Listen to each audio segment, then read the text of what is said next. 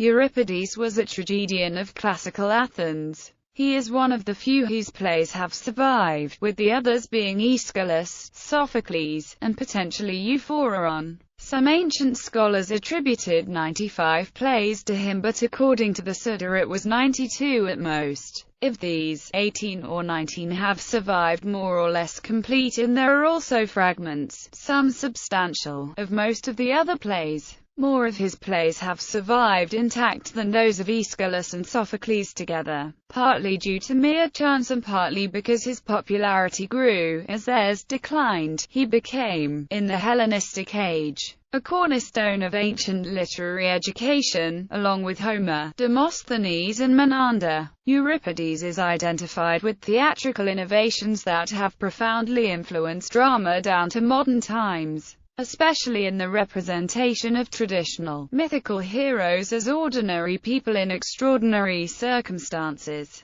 This new approach led him to pioneer developments that later writers adapted to comedy, some of which are characteristic of romance. Yet he also became the most tragic of poets, focusing on the inner lives and motives of his characters in a way previously unknown. He was the creator of that cage which is the theatre of Shakespeare's Othello, Racine's Phèdre, of Ibsen and Strindberg, in which imprisoned men and women destroy each other by the intensity of their loves and hates. And yet he was also the literary ancestor of comic dramatists as diverse as Menander and George Bernard Shaw. He was also unique among the writers of ancient Athens for the sympathy he demonstrated towards all victims of society, including women. His conservative male audiences were frequently shocked by the heresies he put into the mouths of characters, such as these words of his heroine Medea: "Sooner would I stand 3 times to face their battles, shield in hand, than bear one child." His contemporaries associated him with Socrates as a leader of a decadent intellectualism, both of them being frequently lampooned by comic poets such as Aristophanes. Whereas Socrates was eventually put on trial and executed as a corrupting influence, Euripides chose a voluntary exile in old age, dying in Macedonia. Recent scholarship casts doubt on ancient biographies of Euripides. For example, it is possible that he never visited Macedonia at all, or, if he did, he might have been drawn there by King Archelaus with incentives that were also offered to other artists.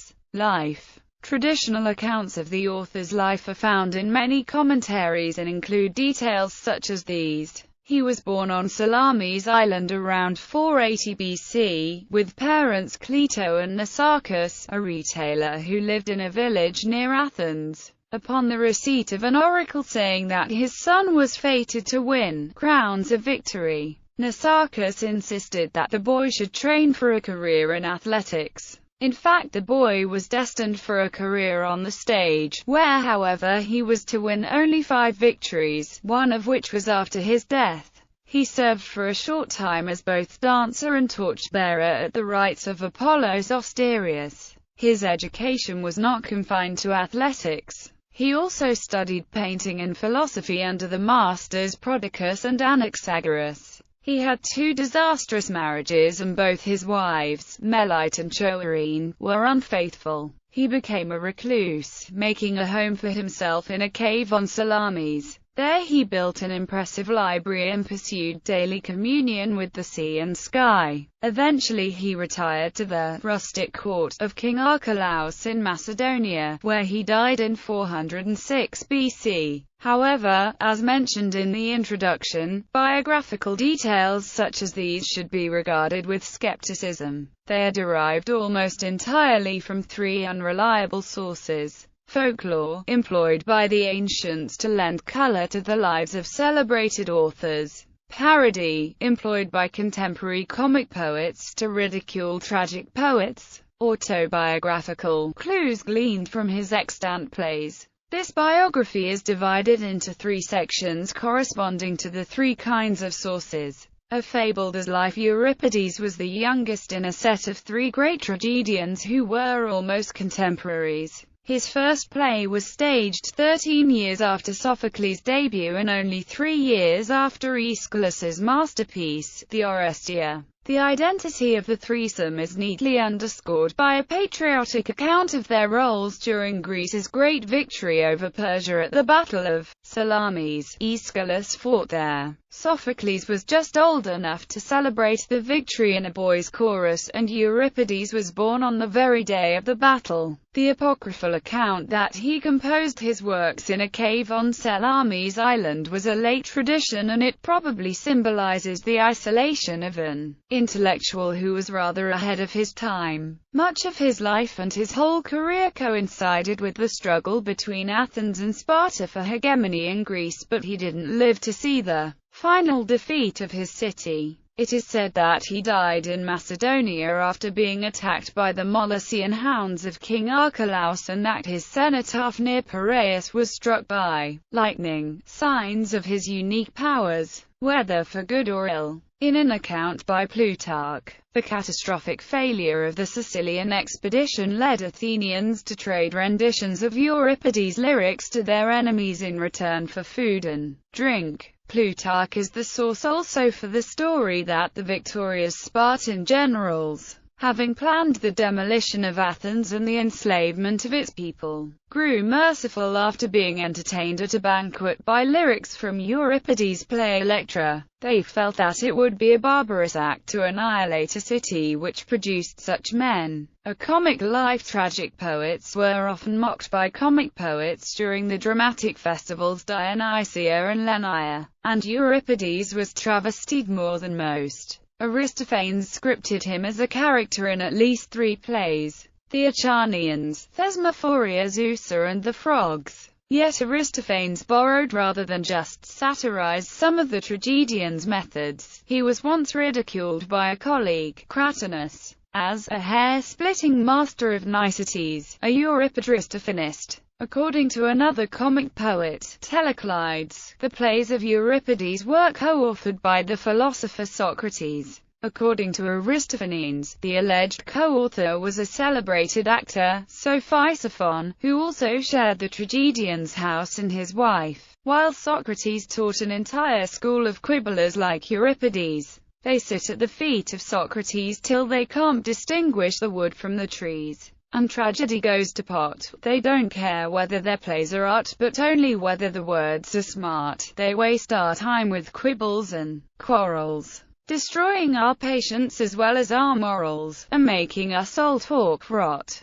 In The Frogs, composed after Euripides and Aeschylus were both dead, Aristophanes imagines the god Dionysus venturing down to Hades in search of a good poet to bring back to Athens. After a debate between the 2 deceased bards, the god brings Aeschylus back to life as more useful to Athens on account of his wisdom, rejecting Euripides as merely clever. Such comic evidence suggests that Athenians admired Euripides even while they mistrusted his intellectualism. At least during the long war with Sparta, Aeschylus had written his own epitaph commemorating his life as a warrior fighting for Athens against Persia, without any mention of his success as a playwright.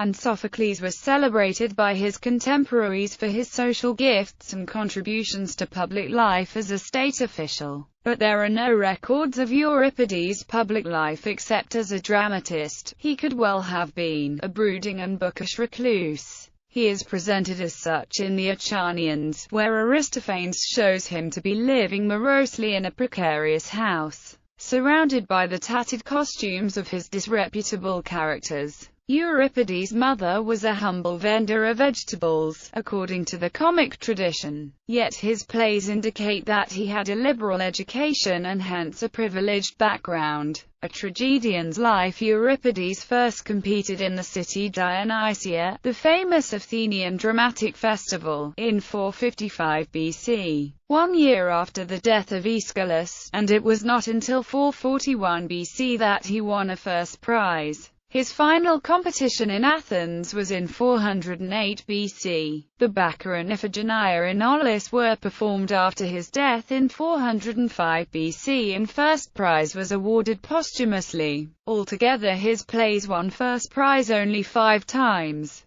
His plays and those of Aeschylus and Sophocles indicate a difference in outlook between the three men, a generation gap probably due to the sophistical enlightenment in the middle decades of the 5th century. Aeschylus still looked back to the archaic period, Sophocles was in transition between periods, and Euripides was fully imbued with the new spirit of the classical age. When Euripides' plays are sequenced in time, they also reveal that his outlook might have changed, providing a spiritual biography along these lines. An early period of high tragedy, a patriotic period at the outset of the Peloponnesian War, a middle period of disillusionment at the senselessness of war, an escapist period with a focus on romantic intrigue, a final period of tragic despair. However, about 80% of his plays have been lost, and even the extant plays don't present a fully consistent picture of his spiritual development. In the Baccha, he restores the chorus and messenger speech to their traditional role in the tragic plot,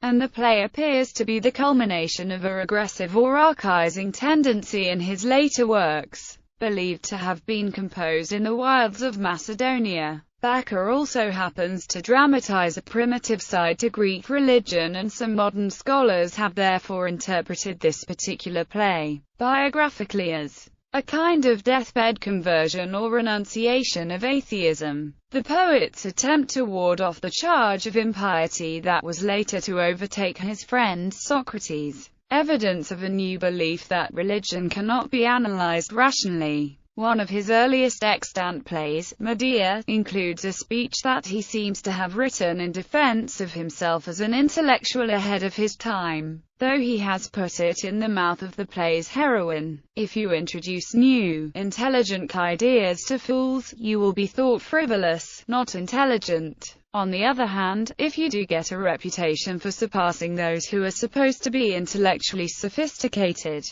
you will seem to be a thorn in the city's flesh. This is what has happened to me.